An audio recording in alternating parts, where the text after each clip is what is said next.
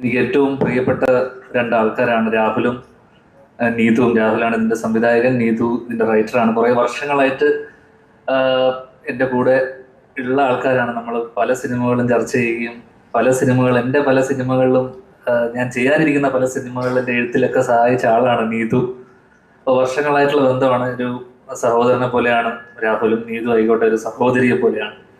അപ്പൊ അവരുടെ ആദ്യത്തെ സിനിമ എന്ന് പറയുമ്പോൾ എനിക്ക് വളരെ വളരെ വളരെ പ്രിയപ്പെട്ടതാണ്.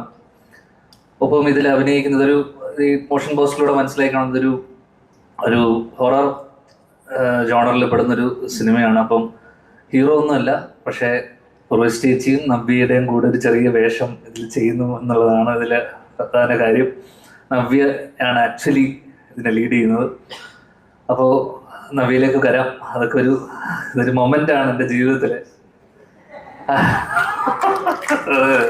കോ പ്രൊഡ്യൂസേഴ്സ് ആയിട്ടുള്ള ആൾക്കാർ, ഇവരൊക്കെ വർഷങ്ങളായിട്ടുള്ള ബന്ധവും പരിചയമാണ്. അപ്പം എന്തായാലും കാസ്റ്റിൽ ഉൾപ്പെടുന്ന ആൾക്കാരൊക്കെ, ബാക്കി നവ്യ കഴിഞ്ഞു കഴിഞ്ഞാൽ ഉർവശി ചേച്ചി, ഓണിച്ചേട്ടൻ, ഇവിടെ എത്തിച്ചേരാൻ പറ്റാത്ത സിദ്ധാർത്ഥ് ഭരതൻ, മധുചേട്ടൻ, വിഷ്ണു, അങ്ങനെ വളരെ മിസ് ചെയ്തു പോയോ?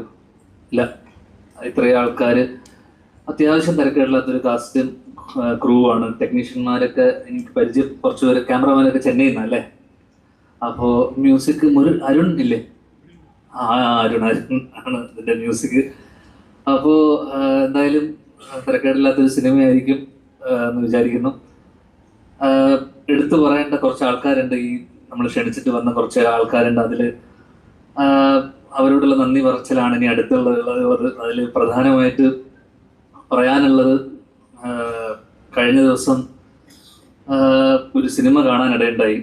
ആ സിനിമയിൽ എനിക്ക് പരിചയമില്ലാത്തതും എനിക്കറിയാത്തതുമായിട്ടുള്ള പല കാര്യങ്ങളും ആ സിനിമ